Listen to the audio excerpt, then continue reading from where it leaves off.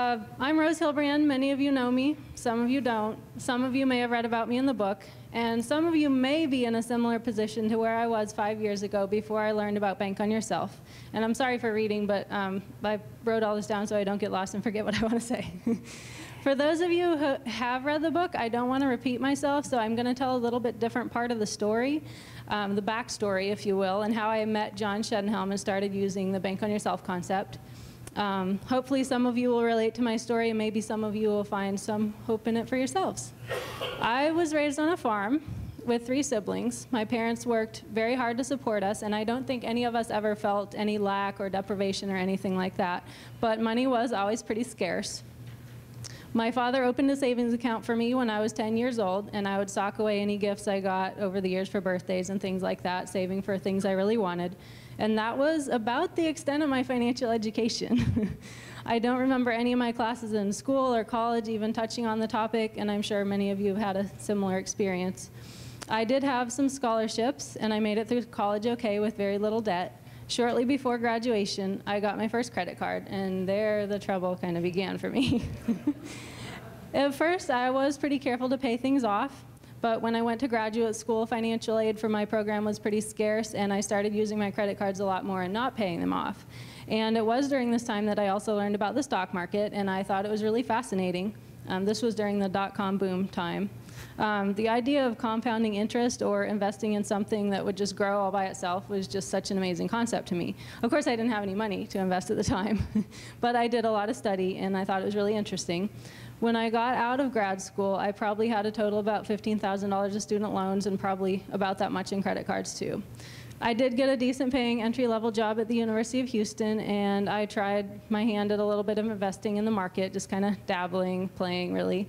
I also started contributing to the 403B plan that was offered by my employer, and I was paying down my credit cards. But since I had a good job, I kind of didn't really see it as a huge priority to get them all paid off. So when I did move to Ohio a couple years later, I brought a pretty substantial amount of debt with me, along with a 13-year-old car that was just beginning to have some pretty major issues, as some of my friends who are here today can attest to. I pursued my hobby of the previous few years, and I started teaching at a local dance studio, but business was pretty slow and money was even slower. I managed to pay the rent on my little apartment, but the credit card debt began to grow again, and car repairs and unexpected medical expenses added to the burden of that. And that's kind of the situation I was in when I first heard about Bank on Yourself. And it was just a little over 5 years ago that I stumbled across the concept on the internet. And I don't even really remember how or where. I don't know what website I was on. I don't know what I was looking for. I just remember that I ended up with a copy of one of Pamela Yellen's reports. And I think it was the one about using the concept to finance cars. And I read it through, and I was really skeptical. But at the same time, I remember thinking, wow, this makes so much sense. How come everybody isn't doing this? It just kind of felt like the missing piece of the financial picture that nobody had ever told me about. But like I said, I was really skeptical. And anyway, I thought, where would I ever get the money to start this thing? So even though it seemed interesting, it really seemed pretty impossible to me at the time. So I kind of pushed it aside, forgot about it for a little while. And things kind of continued to really not get any better. I started to get pretty desperate. I felt like things couldn't go on like they were, but I didn't really know how to make a change. I applied for some other jobs, but not really with much luck. And of course, I did a lot of praying. One day, I got one of Pamela's newsletters, email newsletters in my inbox, and I read it, and I thought, what was this about again? And so I dug out the report, and I reread it, and there was a form at the end, and I filled it out to request an appointment. And I thought, hey, it's free, right? You know, can't go too wrong. Maybe somebody can at least give me some guidance or some help of some sort. A couple days later, a nice lady named Rita, and she's in the back there, hi, Rita. She called me and scheduled an appointment for me. At that time, my car was not capable of making it over to Gahanna, so we set up an appointment at a local restaurant down the street from where I lived at the time. That first appointment was a lesson in humility for me, definitely. I remember walking in and seeing this serious, professional-looking guy in a tie waiting for me at the table, and I just wanted to turn around and run away. And I am so happy I did not. As requested, I brought my financial information with me. I just had made some notes on balances, interest rates of my debt, payments on my loans, credit cards, and my really small income records, statements of the little investment accounts I still had, and I have rarely felt so mortified as I did having to lay out my financial life on the table in front of a total stranger. But he didn't seem shocked, and to my surprise, he didn't scold me, which I realized I had sort of expected. But I thought, man, he must be thinking I am such a total and complete waste of his time. But we talked, and he took some notes and gave me a book to read, which is Becoming Your Own Banker by Nelson Nash. Some of you probably have read it. And we scheduled another appointment for the next week. And I went home still really skeptical, but maybe with a little glimmer of hope. And many times that week, I considered canceling the appointment. But I figured that he would not have set up a second appointment if he felt there was no hope for me. So I went ahead and read the book. It presented a really different way of looking at money from anything I'd ever heard of, and it was really hard for me to wrap my mind around it.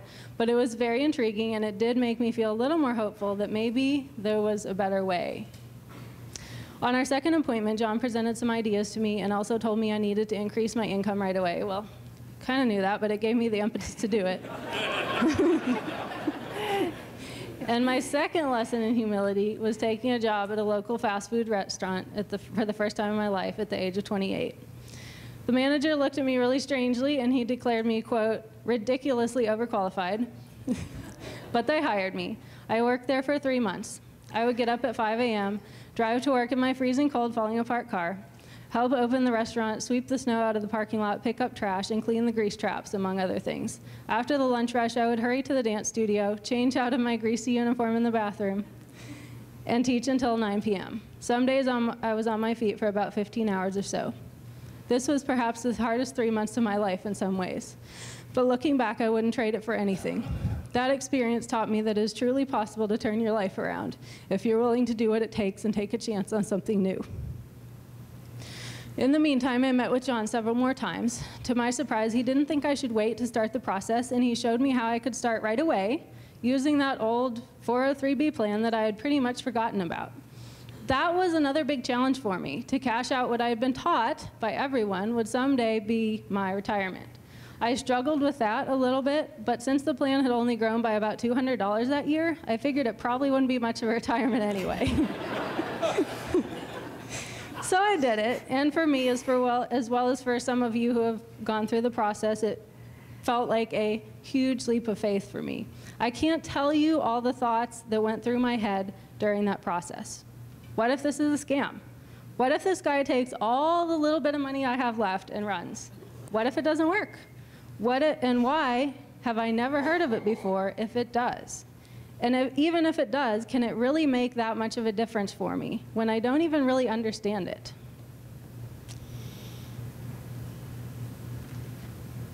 Sorry here. But leap, I did. And once the final paperwork was done, I never looked back. And of course, it didn't hurt that I went to work for John 2 months later. Got to understand it a little bit better. The people at the restaurant didn't even blink when I turned in my 2 weeks' notice. And the rest, as they say, is history, at least if you read the book. If you haven't, there's plenty of copies back there. I would like, however, before I close, to fast forward to present day, just for a moment and give you a little update, because the interview in the book was done over a year ago now. Last July, I purchased a low-mileage, 2-year-old, cute little red Scion using a loan from my Bank on Yourself policy. This was the first car that I've paid for entirely using my policy. I love, love, love my cute little car. And those of you who have been able to pay cash for a car can attest to how easy it is. Minimal paperwork, easy negotiations. I have my title within a week. But the best part is paying myself back and knowing I'll be able to do this every time I buy a car for the rest of my life, even if I never started another policy and just kept that same little one I started with originally. I did, however, start a second policy last April, about twice the size of the first one, and it's doing quite well, though I haven't borrowed from that one yet. Next Thursday, I am leaving to spend 10 days on the coast of Croatia, which is the most beautiful place on earth, at least in my opinion. If you've ever been there, you probably agree, and if you haven't, I highly recommend it. This much-needed vacation was paid for, of course, with a loan from my first Bank on Yourself plan. If I wanted to, I could vacation in Croatia every year for the rest of my life. I like variety, so I probably won't, but you never know.